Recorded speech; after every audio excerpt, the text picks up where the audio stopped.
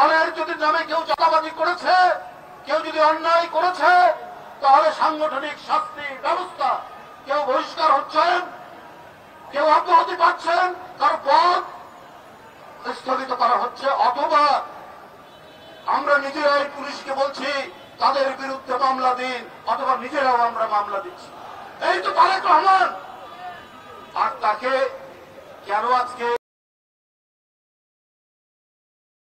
তার বিরুদ্ধে স্লোগান দিচ্ছেন কুরুচিপূর্ণ? কেন দেশনেত্রী বেগম খালেদা জিয়া ৬-৭ বছর কি ভয়ঙ্কর নিপীড়নের মধ্যে একটি বদ্ধ যেখানে নিঃশ্বাস নেওয়া যায় না, সেই ঘরের মধ্যে বন্দী করে রাখলো শেখ হাসিনা, তার প্রতি গোটা জাতি, কোটি কোটি মানুষ যার প্রতি সহানুভূতিশীল, তার বিরুদ্ধে আপনারা কুরুচিপূর্ণ কথা বলছেন। তারেক রহমান তাদের হাসিনার আন্দোলনের ফসল আপনার ছাদের উপর তুলে তাকে ফেলে দিল, তার কোমর ভেঙে গেল, নিপীড়িত নির্যাতনের এক প্রতীক হচ্ছে তারেক রহমান, তাকে যেভাবে করা হয়েছে। অথচ আপনারা মিছিল করলেন বিভিন্ন জায়গায়, আপনার ফেসবুকে, সামাজিক গণমাধ্যমে বিভিন্ন কন্টেন্ট তৈরি করে আপনারা সেখানে আগে বাজে বিভিন্ন ধরনের কথাবার্তা বলছেন। তাহলে আমার একটি বক্তব্য আছে, আপনার খুলনায় বিএনপির একজন যুবককে গুলি করে তার পায়ের রগ কেটে দিলেন। পায়ের রগ কাটে কারা? সবাই জানে পায়ের রগ কাটে কারা।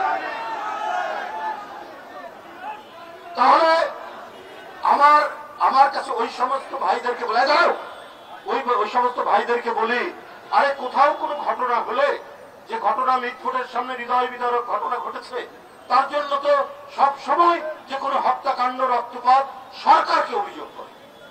আপনারা সরকারকে বললেন না, আইন শৃঙ্খলার জন্য দায়ী দায়িত্ব তো সরকারের, তাকে কিছু বললেন না, প্রশাসনকে কিছু বললেন না, মিছিল করছেন তারেক রহমানের বিরুদ্ধে, যিনি 17-18 বছর লন্ডনে রয়েছেন, যিনি নিজেই নিপীড়িত নির্যাতিত শেখ হাসিনা, তার বিরুদ্ধে কথা বলছেন।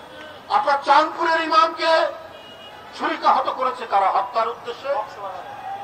কক্সবাজারে আব্দুর রহিমকে একবারে প্রকাশ্য পেপারে আছে, আজকে দেখবে যে জামাত নেতা খুন করেছে আব্দুর রহিমকে, বিএনপি নেতা। কই এর জন্য কোন মিছিল নেই কেন? এর জন্য যোগাযোগ মাধ্যমে কোন শব্দ নেই কেন? এর জন্য একটি কথা বলেন না কেন? যেখানে সরকারকে মানুষ অভিযোগ করে, সেইখানে আপনার তারেক রহমানের বিরুদ্ধে আপনারা অভিযোগ করছেন। এটা চক্রান্ত, এটা ষড়যন্ত্র, এটা নির্বাচন পেছানো, অথবা আপনারা কোন কুচক্রীদের সাথে আপনারা সম্পর্ক রাখছেন। বন্ধুরা আমার, এই কারণেই আজকে আন্দোলনের শক্তি। এই কারণে সবাই চায় যে পতিত স্বৈরাচার, সেই পতিত স্বৈরাচারের বিরুদ্ধে গণতান্ত্রিক শক্তির ঐক্য চায়, কিন্তু আপনারাই অত্যন্ত পরিকল্পিত ভাবে সেটাকে বিভাজন করছে। বন্ধুরা আমার, আপনারা সবাই মনে রাখবেন, তারেক রহমান সংগ্রাম, সাহস আর আত্মবিশ্বাসের প্রতীক। তার বিরুদ্ধে অপপ্রচার চালিয়ে তার যে আজকে 6-7 বছরের যে নেতৃত্ব দিয়ে তিনি গণতন্ত্রের বিজয়কে নিশ্চিত করেছেন, আপনারা যারা 71-এর পরাজিত শক্তি, আপনারা যারা 86-র পরাজিত শক্তি, আপনারা যারা গোপন আঘাতকারী, আপনারা যারা ওয়াদা ভঙ্গকারী, বারবার জনগণকে এক কথা বলেছেন আর কাজ করেছেন আরেকটা, আপনাদের অপপ্রচার দিয়ে তারেক রহমানের মতো আপোষহীন এক নেতাকে তার আপনারা ভাবমূর্তি খণ্ড করছেন।